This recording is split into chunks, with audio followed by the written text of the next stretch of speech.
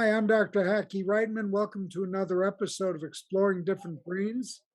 And today we're so lucky to have coming all the way from California, Darlene Lancer, a family therapist, a marriage counselor, and she's got two big specialties: narcissism and codependency. She's written books, she's all over the place.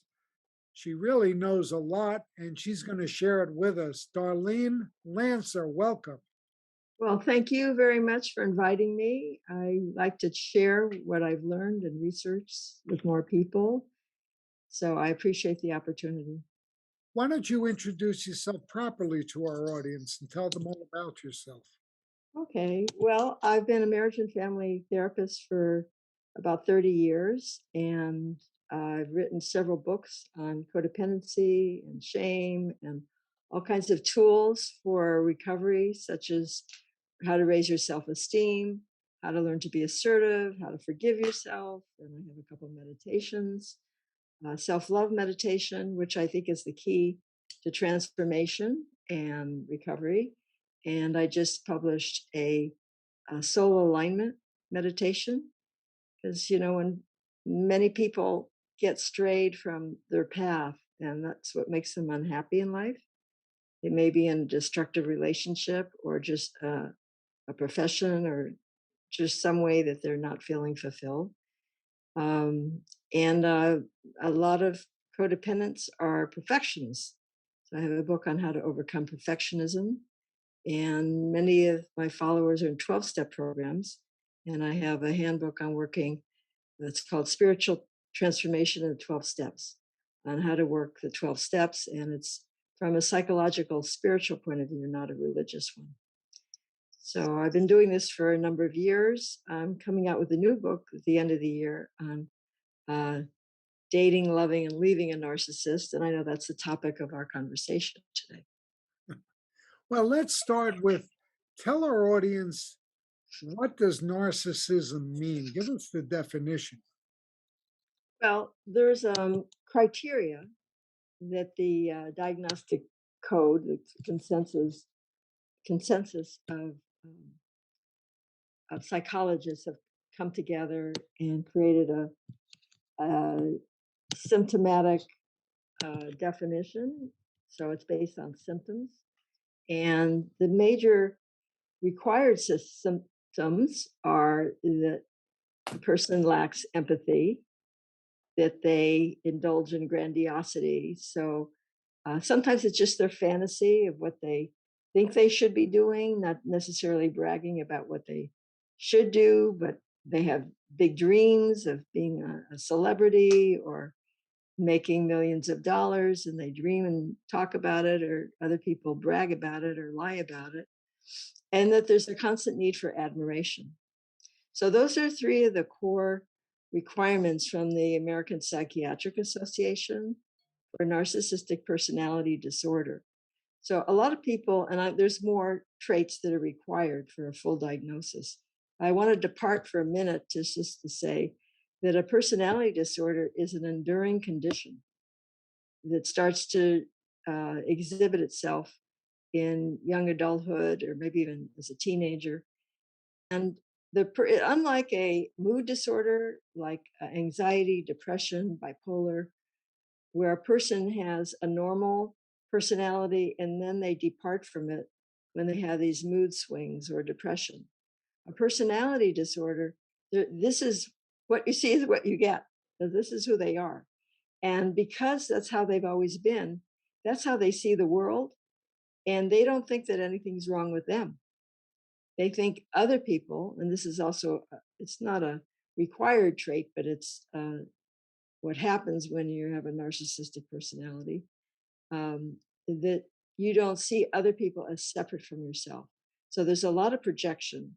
So half the time, the things that a narcissist is saying about other people is a reflection of how they feel about themselves, and it may be unconscious.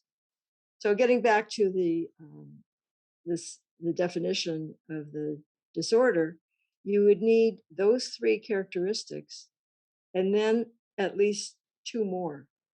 So that would be, because you need five altogether. So those are the three basic ones. And then a feeling that you're special or unique and that you only want to associate with high status people, or people that you consider special, like only people that go to a Ivy League school or celebrities or rich people. It, the class may differ, but in the narcissist mind, they're superior and special. And that entitlement, and this is one of the traits that causes the most irritation in relationships. So there's a sense that the narcissist deserves special treatment. Like I talked to one couple, and the husband thought that his wife should listen to him and be interested in him and his interests and his work. And when she asked for the same, he saw no need or reason why he should be interested in her. And this was, he said it very matter of factly with no shame. So, he was entitled to just this favorable treatment. They don't like to stand in line. I've had clients that think like the laws don't apply to them, that they're ridiculous, so they're above the law, things like that. They're special and outside the rules for other people. Now, And someone listens to this and sees this and says, you know what? I think I may have a narcissistic personality disorder. What does that person do? What do you advise them to do? well, first of all, you can't really self-diagnose. So some people are worried about that, and usually, if they are, likelihood is they're not a narcissist because, again, the illness is considered egosyntonic rather than dystonic. So it's synchronistic. It's like feels okay, and they're not really motivated to get treatment usually unless a spouse demands it, or they lose a business, or suddenly their health fails and then they can't just ride on their laurels anymore. But if they do, really are concerned about that, and if it's affecting their relationships, I would recommend getting psychiatric treatment by a psychoanalyst, more than just once a week, and someone who's really experienced in treating the disorder, because it's not just your average talk therapy. And a lot of therapists don't want to treat a narcissist because it could be very difficult. They get subjected to attacks and the anger, um, and the entitlement of the narcissist. So it takes a special um, training to know how to deal with that. So that's what I would recommend. So it could be a marriage and family therapist or a social worker or psychologist or a psychiatrist, but they have psychoanalytic training. So it's a different category. On my website, I have a blog about treatment for narcissists, and I list some of the different modalities and what the treatment would look like and how you would help that person see the consequences of their behavior. That's one of the ways I emphasize that partners deal with a narcissist, because to them, relationships are transactional. So they want to know what's in it for them. They're usually not too interested in your feelings, even if they hurt you, only how it impacts them. So you have to communicate a little differently than you would in a normal relationship. So if you say, well, you're hurting my feelings, well, they'll feel like, well, so what? I didn't get my needs met. So you have to point out to them that relationships are a two-way street. And when you do XYZ, where I don't feel that my needs are getting met, I don't feel like meeting your needs for whatever that might be. You have to know where you have leverage. Usually a narcissist wants attention, they want sex, maybe other things. If it's a woman, she might want um, support or praise about her looks or things like that. Is it Um, more common among one of the genders? yes, there's definitely more men that are narcissistic. That doesn't mean that there aren't women. There are plenty of women who are. Um, but I'd like to go over a couple more of the traits, the symptoms. Sure. So I mentioned, okay, thinking you're special and only want to associate with high status people.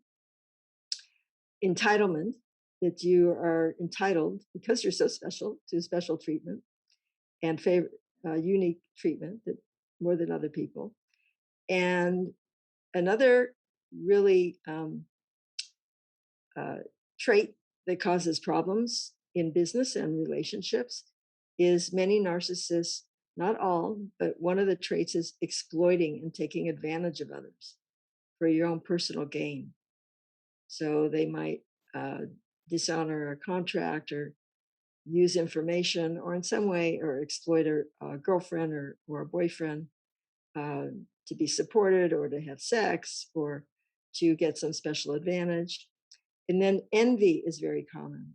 So they think that people are, because they're so great, that they're being envied, and they envy others because they want to be the best and they can't. They're very competitive. They're always scanning the room, the situation to see who has the power and who's getting the most attention. And they want to be sure it's them. So they assume that people are envying them. And I remember, I had a narcissistic mother. And one time when I was a young girl, I was complaining about feeling hurt by my girlfriends or something. And my mother would just dismiss and say, "Oh, they just envy you." Well, that didn't feel good. It didn't help at all. So that was her projection of how she would deal with it. And envy, by the way, is a defense to shame. So if people are envying me because I'm so great, then I don't really have to feel what's underneath that maybe I'm less than them. I'm envying what they have. So I'm going to assume they're envying me. And then the final one would be arrogance, that they feel better and superior to other people, to other races, to other religions, other political views, whatever, that they have this air of superiority, of arrogance. So you need 5 traits altogether, including the 3 that I mentioned above. The lack of empathy and the need for admiration and grandiosity. Now, there's something called subclinical narcissism. So people throw around that term. Oh, he or she is such a narcissist. Look at all their selfies, on Facebook, or they're so selfish. They only think of themselves. That's not enough. Or someone is so arrogant because, they think they're better than everybody. That's not enough to be a narcissist. The key thing is, do they lack empathy? And do they have this insatiable need for admiration? So those are some of the core. And then there's 4 different types of narcissists too. It can manifest in different ways. What are the 4 different types? Okay.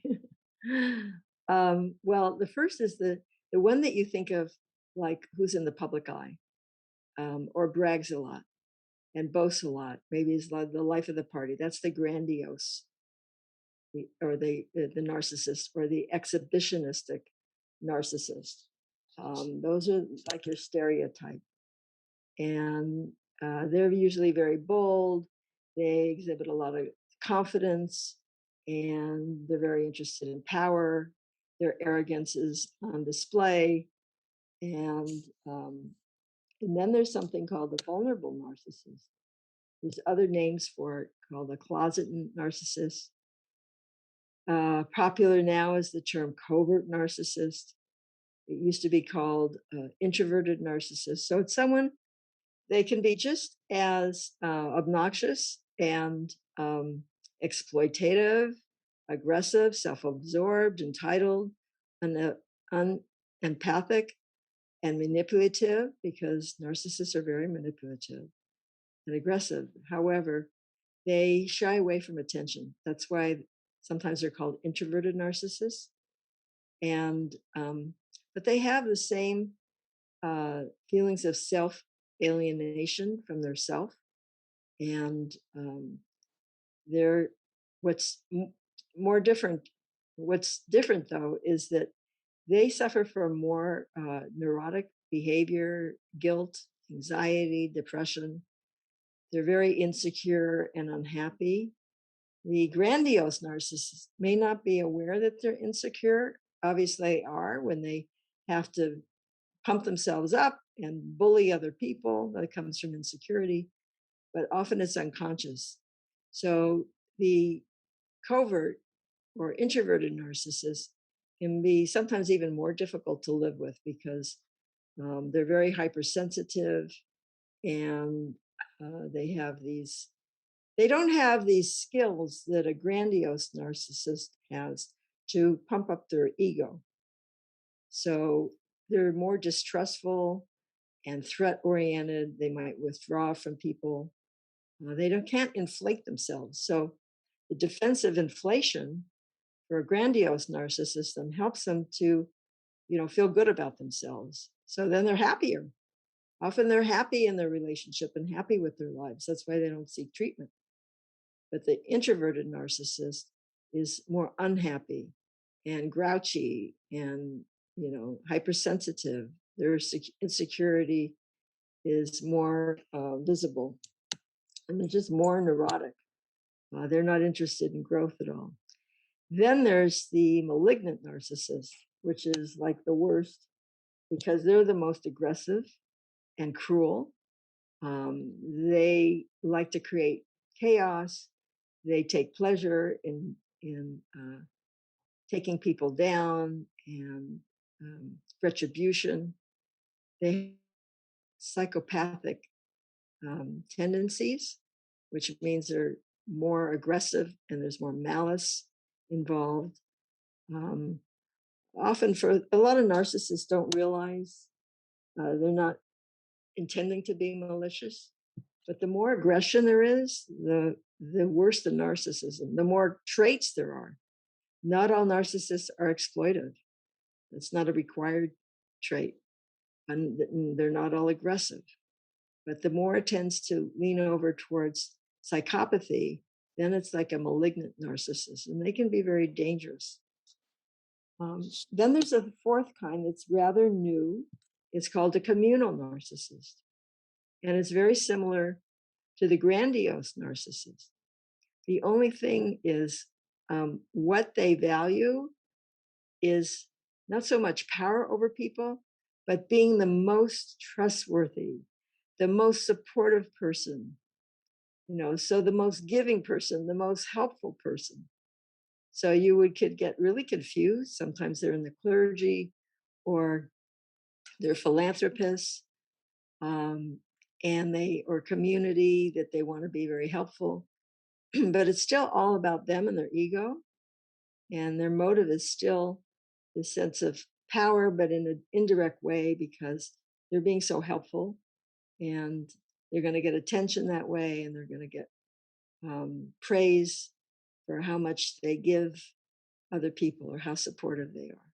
Is there a general prognosis or any statistic on, we took 100 narcissists, we put them into treatment, and X% of them got better? Is there any such statistic? I don't know. There might be. I don't know. Okay.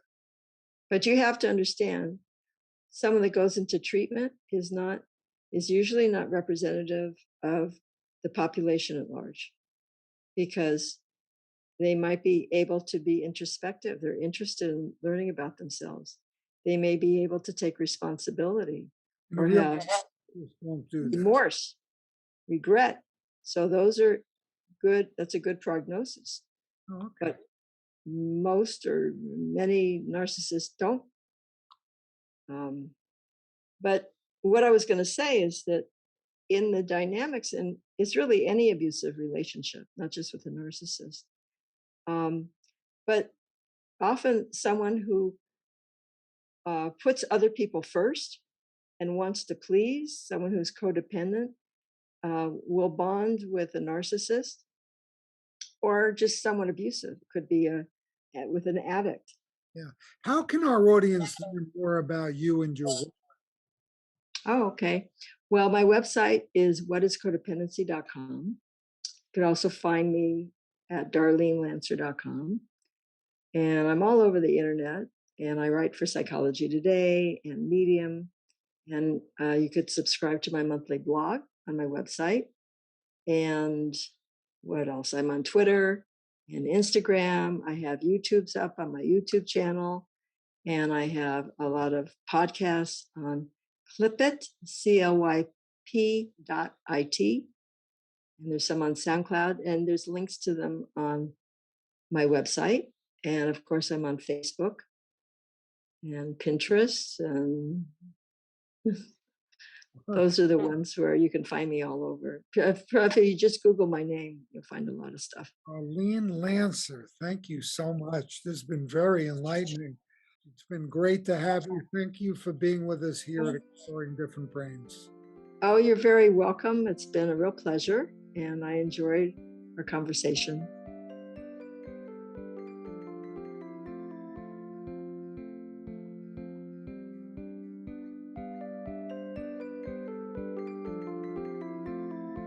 Exploring Different Brains is a production of Different Brains. Visit us at differentbrains.org.